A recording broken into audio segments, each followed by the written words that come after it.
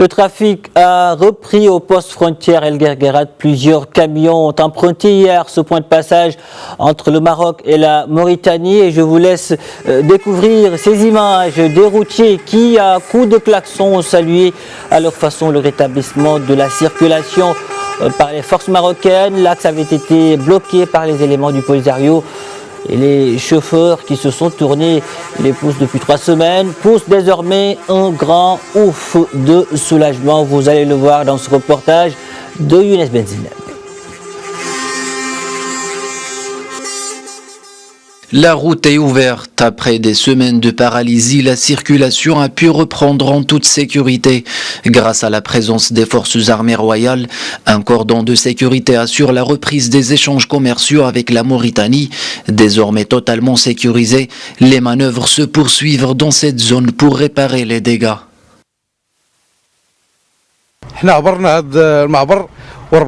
Après 24 jours de souffrance, nous avons enfin pu traverser le passage. Le fait de regagner notre pays compte énormément pour nous. Je remercie les forces armées qui nous ont soutenus. Vive le roi!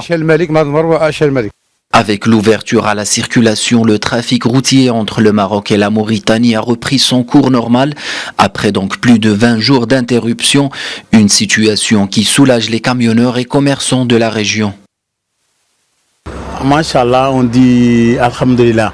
Mais avant tout, on commence à remercier le roi Mohamed VI et l'ensemble du gouvernement marocain pour leur réussite. Et on remercie aussi l'armée royale du Maroc. Vraiment, on est satisfait. On est satisfait parce qu'on vient de l'Espagne, partout en Europe, pour faire le passage jusqu'au Sénégal. Au Maroc, on n'a pas de problème, franchement. Mais la présence de ces gens-là, ça nous fatigue. Et à chaque fois, il y a des blocages, 10 jours, 1 mois, 20 jours. Franchement, c'est du n'importe quoi. Mais Alhamdulillah. La réouverture du passage d'El Guerguerat est un jour de fête pour nous. Nous sommes contents que tout se soit bien passé. Après avoir fait preuve de patience, le Maroc a décidé d'agir pour libérer cette zone qui relie le Royaume et la Mauritanie.